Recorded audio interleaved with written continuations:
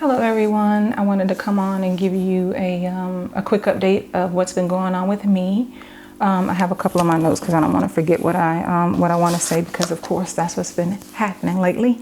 But anyway, I just wanted to say that this past Friday I was not able to get my chemo because my platelet count was low. And because my platelet count was low, they didn't want to take the risk. So normally it would be my white blood count that's very low, and but I was hit with this surprise, so I was like, wow, okay. But the thing is that the night before, on Thursday evening, I was washing my face, and I wasn't even being rough, but I was, after I washed my face, I was patting my face dry, and I felt the drop on my hand, and I was like, oh, I thought it was water. So, I didn't do much because I had my eyes closed. Then I looked down and I saw that it was blood, and I was like, wow, where is this coming from? So I got that under control, and it took a minute. So internally I was thinking, okay, what's going on here? And I knew it wasn't the white blood count, my white blood cells. I knew that it had to be something different going on internally. So I was like, okay, let me wait until tomorrow and see what's going on. And if it happened again, if I wasn't going to get my chemo, then of course I would have contacted my doctor. So got there, had my port access to get my blood drawn. Sure enough, my platelet count was low, and I could not get my chemo. At this point, same day during my chemo, I was going to be taken over to have an ultrasound to again check the shrinkage of my tumor, which has shrunk pretty much 50%. Then while I was speaking with the doctor who had done the ultrasound, for whatever reason, she started asking about, my next treatment. And I was like, oh yeah, I'm going to do the surgery and then I'll be doing my next treatment. But that's not the case.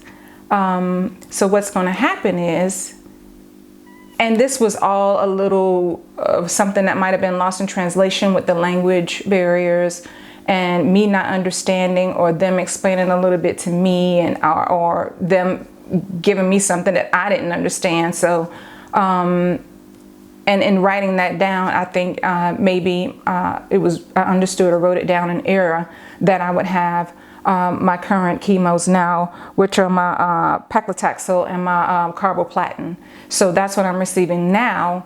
And after that, I will be getting my erubicin and my cyclophosphamide. So those are the two that I'll get after I finish these 12 rounds.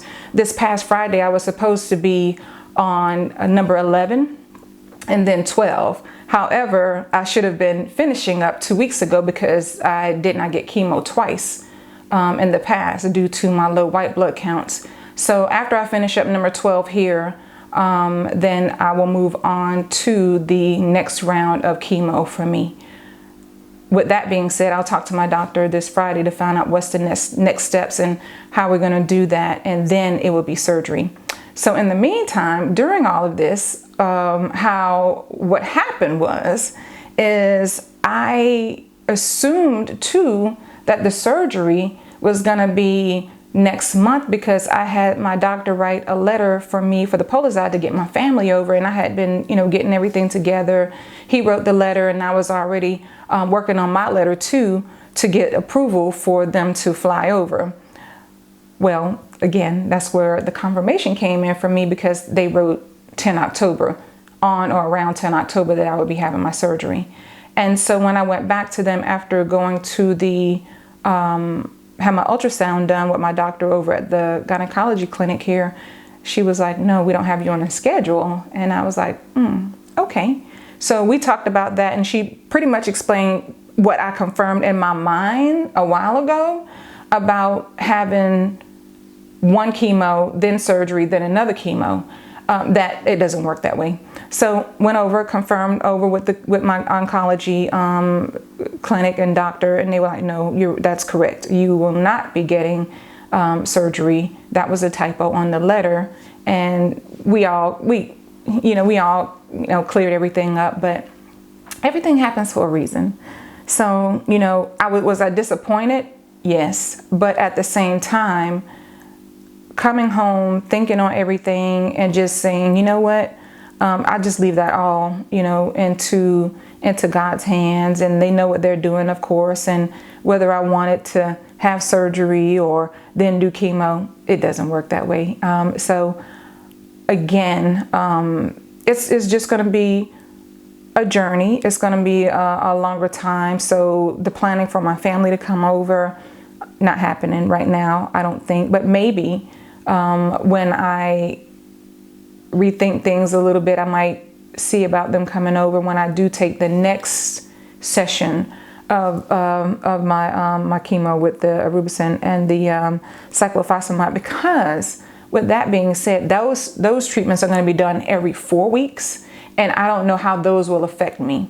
Everything works different with different medications, so I don't know at this time, but my thought is that, or prayer too, is that everything will work out the way it's supposed to, and that I'll be okay. But if not, then I will have them to come over to, or a friend to see about being here with me for a little bit, because the people who have been here with me have been so amazing in taking care of me. And again, like I said, I call them my angels, and they have been amazing. So the support that I have here is great, but sometimes you just don't want to wear people down. But I mean, what other situation am I in where I do have to rely on people? And I have been accepting help. And that's another thing, if somebody is offering some help to you and you haven't or not used to humbling yourself to do that, take it from me. It happens. You will do it. And that's what I've done. I've allowed people to come in, and I've allowed myself to open up and ask for people to assist me in the areas that I know that they would be able to help me in. So with that being said, I just want to say thank you so much, everybody, for going along with me on my journey, and your beautiful, encouraging words. And again, I just want to say thank you and take care.